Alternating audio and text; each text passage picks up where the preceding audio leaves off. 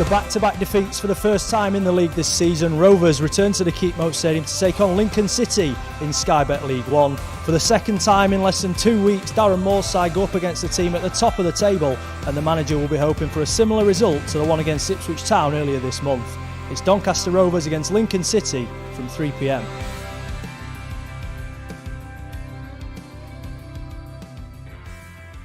Good afternoon and thank you for joining us once again for our pre-match build-up ahead of Rovers' game against Lincoln City in Sky Bet League One. Joining me, Doncaster Rovers reporter for the Free Press, Liam Hoden, and BBC Radio Sheffield commentator, Tom Biltcliffe. Liam, I'll start with you.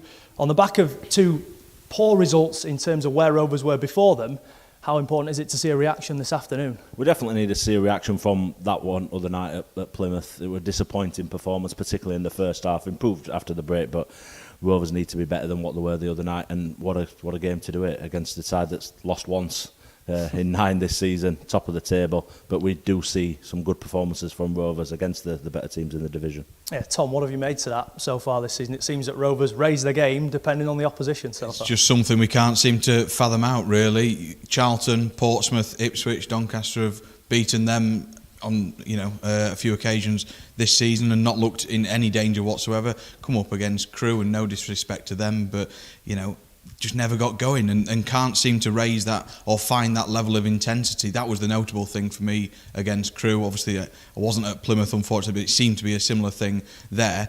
But today against Lincoln, it wouldn't surprise me if Doncaster could find themselves a result. Liam, we were at Plymouth after a bit of a nightmare journey down. First half, arguably Rovers' worst performance of the season so far. Second half, though, there could have been 2 or 3 goals in it for Darren Moore's side. That's the bizarre thing, and I think you can say that about every game that Rovers haven't won this season, that they've had enough chances to win it, and that was certainly the case the other night, and sort of plenty of positive to take. Chances that they really should have been taken as well, not just half chances.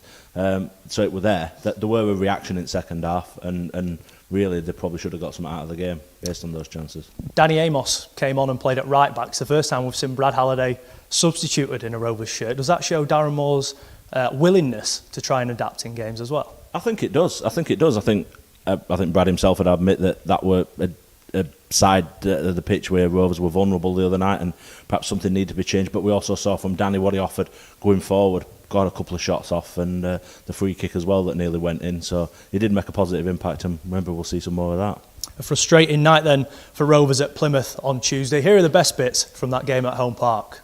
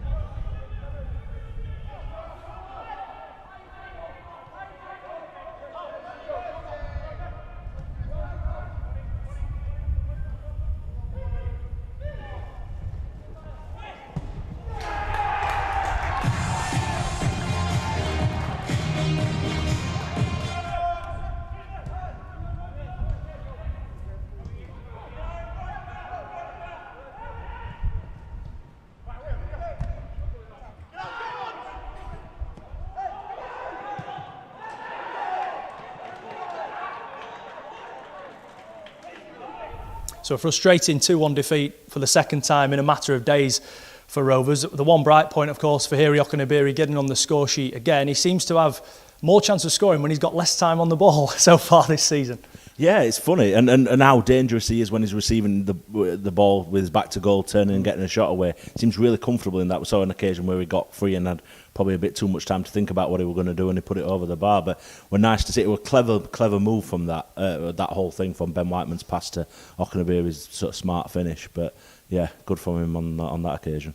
Tom, we saw Josh Sims used off the substitutes bench on Tuesday after such a positive run of form going into that game. Would you be Surprised if he didn't start this afternoon? I'd be amazed if he didn't start. I mean, his goal involvement is one of the highest in the division. There's a bit of everything about him. He's, constantly about the pitch. He's harrying defenders, and then he's got that quality on the ball, whether it's getting a cross in, sliding the ball through. He can take a shot on now. I think, he scored against Crewe down here. He'll have his tail up from that. He's a dangerous player, and I think Darren is managing him carefully. I wasn't overly surprised not to see him start at Plymouth, to be honest. I think Darren, he's always got half an eye on the next game. He'll be thinking about Tuesday's game at Wimbledon as much as today's, really.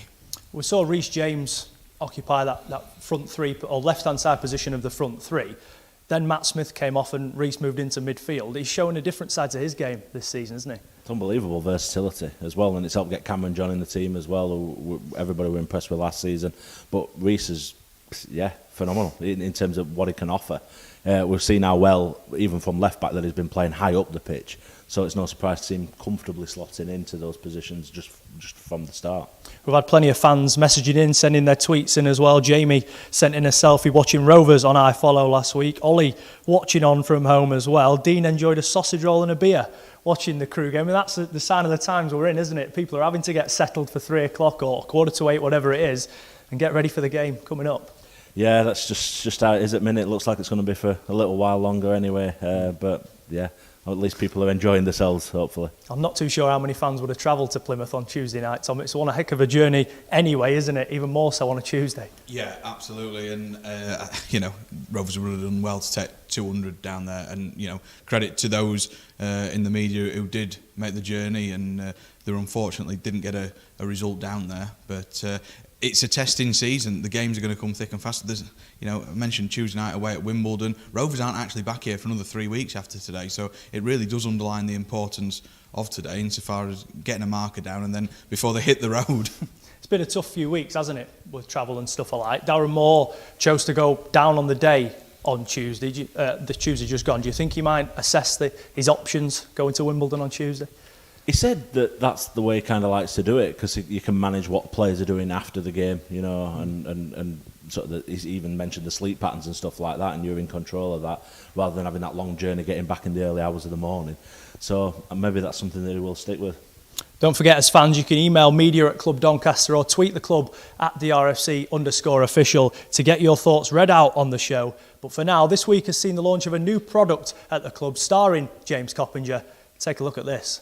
I think it was my third appearance and I'd not scored, so I wanted to get off the mark, and I was obviously going to show some respect to Scunthorpe fans, but a lot of them was giving me stick, and it wound me up a little bit, and I think I'd have dealt with it better nowadays with the experience and the more mature that I am. But I'd just scored a goal for the football club I was playing for, and it meant a lot to me, and the shirt came off because there was a few things said about me and sung about me, but I think a lot of people have forgiven me for that. And at the end of the day, I was playing for Doncaster and trying to score goals for them, and it like I say, it meant a lot to me, and the opportunity that Doncaster gave me, and I wanted to repay them with goals, and obviously that got me off the mark, which was a good thing for me. So Billy Sharp, the first guest on a League of His Own podcast with James Coppinger as a co-host. Fans can sign up to Patreon for as little as £5 a month and get all that exclusive footage and watch Billy talking about his time at the club and what he enjoyed most, particularly the goals he scored while at Rovers, and what a player he was, gents. He scored some unbelievable goals for Rovers and on a consistent basis as well. It really does, and there's a reason that every time a transfer window comes around, people asking, is it Billy Sharp that's coming back? Now, what a phenomenal player! Just could not. When the ball fell to him in the box, you knew more than likely the ball was going to hit the back of the net.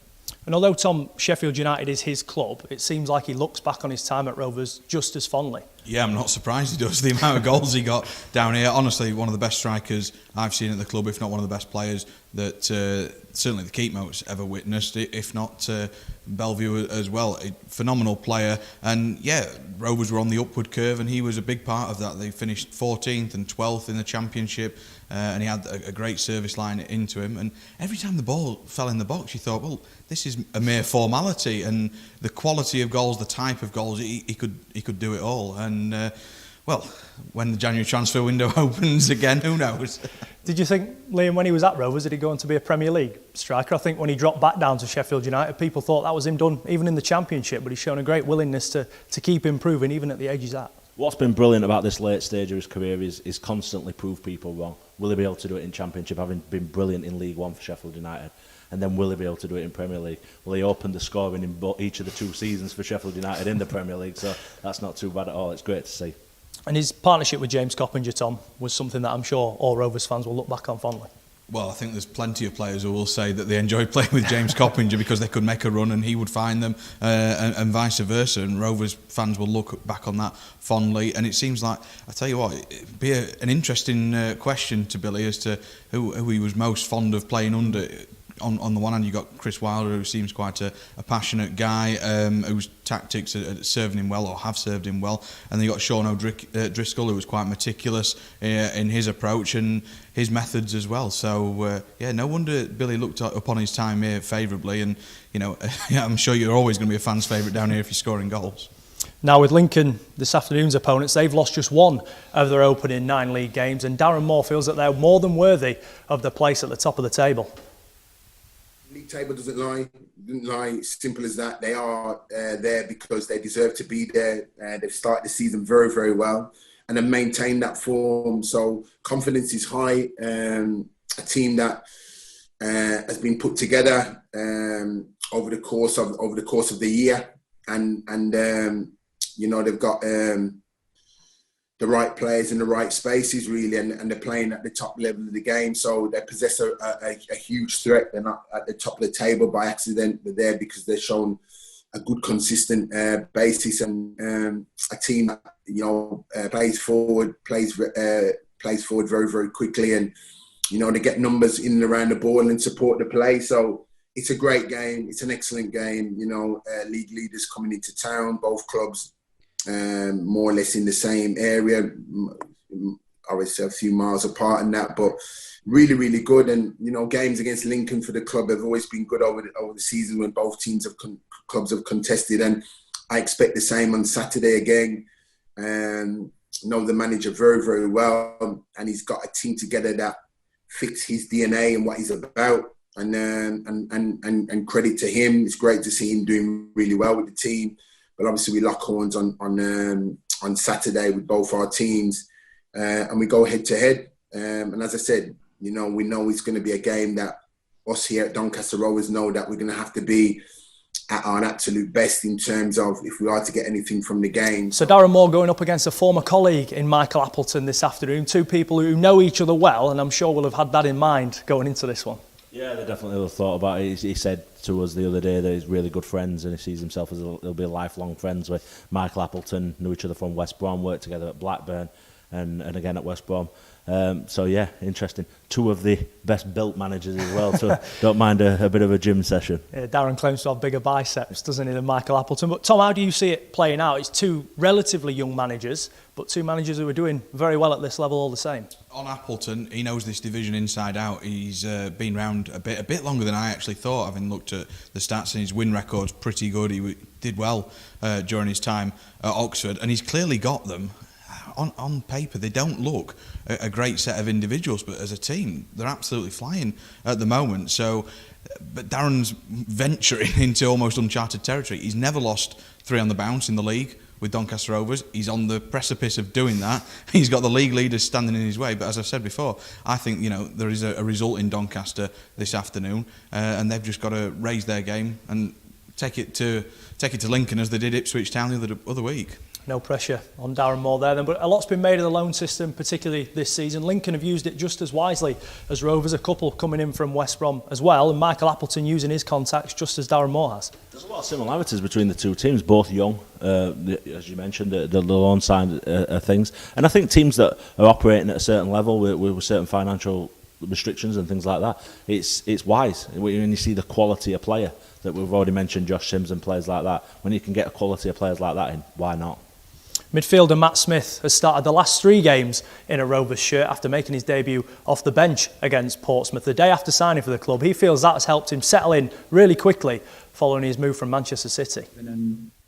Coming to a club like Doncaster where the manager and the assistant are very hands-on and they're willing to help, I think is only going to improve my chances of getting better as a footballer.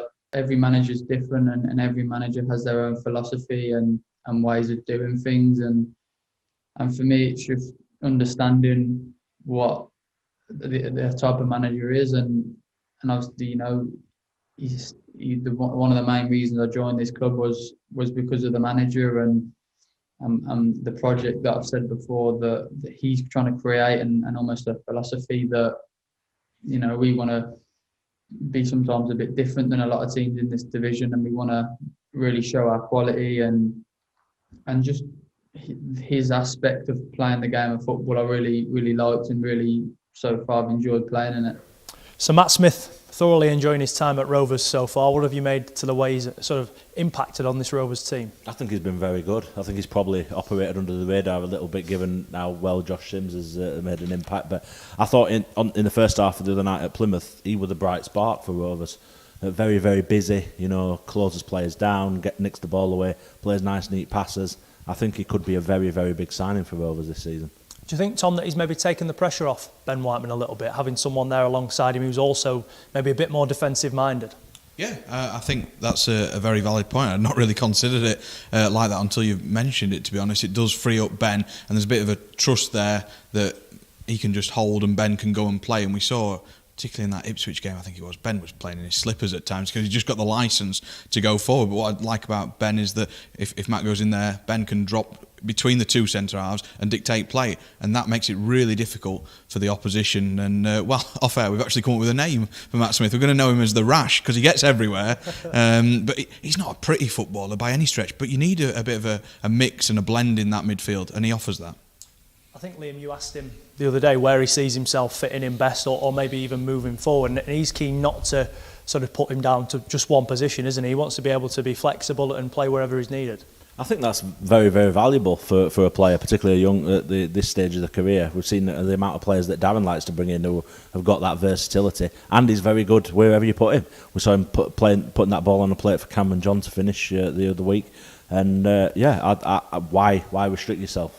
We've got a variety of different midfielders now, Tom, haven't we? I know Taylor Richards missed the last couple through injury, but Madge has had the goals. Taylor Richards maybe a bit more physical and neat footwork, but you've got Ben and Matt who, although they're probably known for their tough tackling and things like that, they can also play a pass as well. Yeah, absolutely. You need that blend, and that's what Darren Moore is reliant on. You mentioned Taylor Richards, and it's quite frustrating that he's missed out. Tulloch's missed out, John Jules has missed out, so Darren's probably 3 or 4 players away. Obviously Gomez didn't play at Plymouth the other night. He's probably 3 or 4 players away from his full strength starting 11. So the fixture pile up, the congestion, it's not just Doncaster Rovers who've got this problem, but the rest of League One is starting to tell.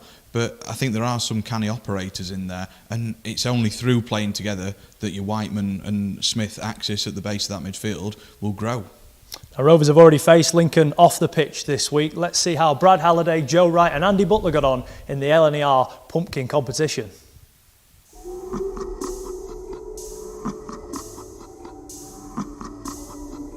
Brad Halliday, right back. Joe Wright, centre half. Andy Butler, centre half. Anthony Scully, aka Andrew, forward. Robbie Gutts, midfield. Conor McGrandles, midfielder. Right, 3, 2, 1, let's go.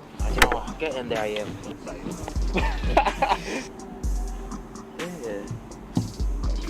Get some inspiration out. The size of his head. Look at it's massive. Took my mask off.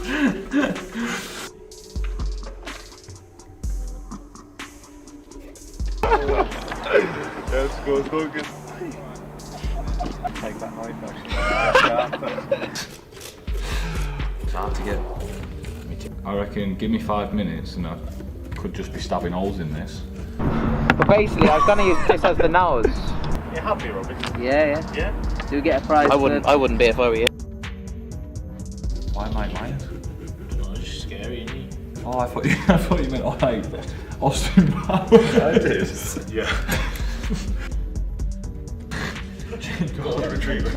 Brad's pumpkin and I'm Dracula. What do you think? Brad's Austin Powers. Yeah, Brad's Austin Powers.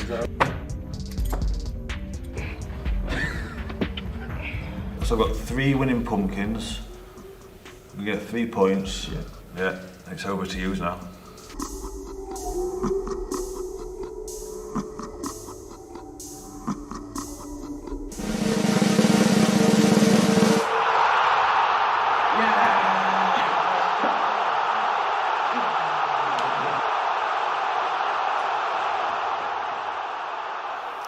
So victory for Rovers there, Tom. What will it take for Darren Moore's team to replicate that on the field of play this afternoon?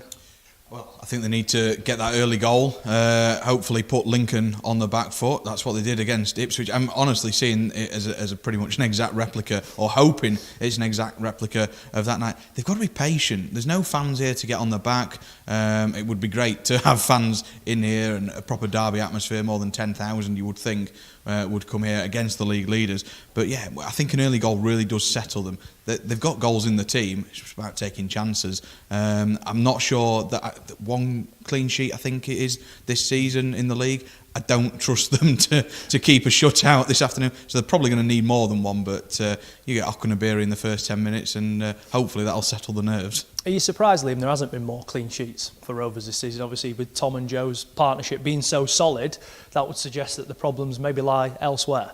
It probably does, because we praised the defensive performances so much, and like I said, there's not really been clean sheets to follow from that. But yeah, I think the other night we saw a bit of vulnerability from out wide, and it leaves sort of the central players a lot to do when the ball's coming into the box. But yeah, they can always be relied upon to help Rovers out. Final predictions then, gents. Tom? I'll go for one apiece, actually. Well, Liam. I'll go two apiece. I was going to go one apiece, but I'll go two apiece just to be different. Liam, Tom, thank you for joining us, and thank you for watching on from home as well. Head over to I Follow Rovers now for full coverage from myself and Paul Goodwin. You can watch the feed for just £10 on a match pass. Season ticket holders will already have their codes. It's Rovers against Lincoln City from 3 p.m. Rovers for all is simple. If you are Rovers, You are welcome. football is everyone's game. No matter who you are, Who you love. your race, Or your faith. Discrimination based on these characteristics is against the law. And is not welcome at our football club. We don't accept it in our stadium. and we don't accept it online. If you see the discriminatory language being used, use the Kick It Out app to report it. Together, we can kick it out of football.